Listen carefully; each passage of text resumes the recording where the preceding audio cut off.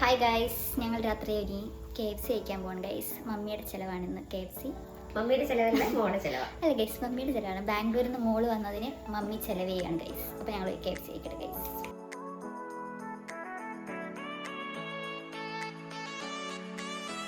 Guys, ഭാഗ്യമുള്ള കുട്ടികളാണ് guys.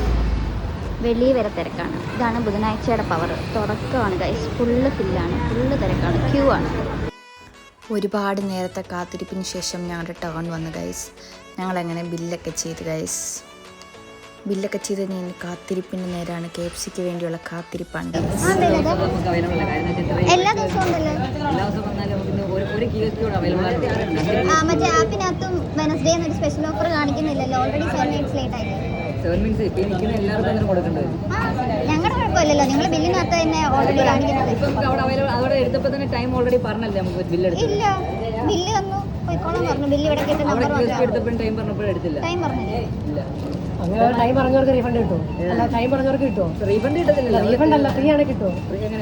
അല്ല, സൈലന്റ് പോളിസി അല്ലേ? എന്താ എല്ലാവർക്കും 7 മിനിറ്റ് കഴിഞ്ഞാൽ ടൈം പറഞ്ഞാണെന്നുണ്ടെങ്കിൽ നോക്ക്. 7:45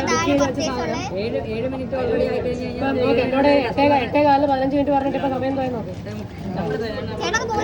ഓർഡർ ചെയ്തിട്ട് ഇപ്പൊ മണിക്കൂർ 1 കഴിഞ്ഞു. പിന്നെ ലാഗ് അതന്നെ.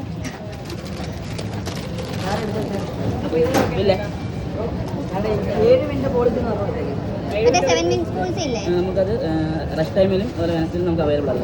നമ്മുടെ മിസ്റ്റേക്ക് കൊണ്ടല്ലല്ലോ റെസ്റ്റ് ടൈം ആവുന്നത്. കാണിച്ചു തരാം.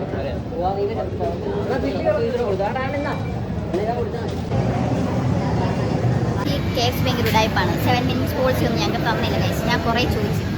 അവർ തിരക്ക് അത് ഇതെന്നൊക്കെ പറഞ്ഞിട്ട് പോളിസി ഒന്നും തന്നില്ല. പുതിയതായിട്ട് തുടങ്ങിയതേ ഉള്ളൂ. തുടങ്ങിയ സമയത്ത് തന്നെ അലമ്പാണ് ഗൈസ്. നമുക്ക് KFC ഒക്കെ കഴിച്ചു നോക്കാം ഗൈസ്. അമ്മയൊക്കെ വൻ കഴിപ്പാണ് ഗൈസ്.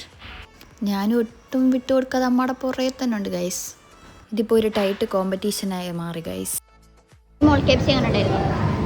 സൂപ്പറായിരുന്നു കേട്ടോ, സൂപ്പറായിരുന്നു. നമ്മുടെ ട്രീറ്റ് ആയിരുന്നു ഗൈസ്. അപ്പോൾ അത്രേ ഉള്ളൂ ഗൈസ്. ബൈ.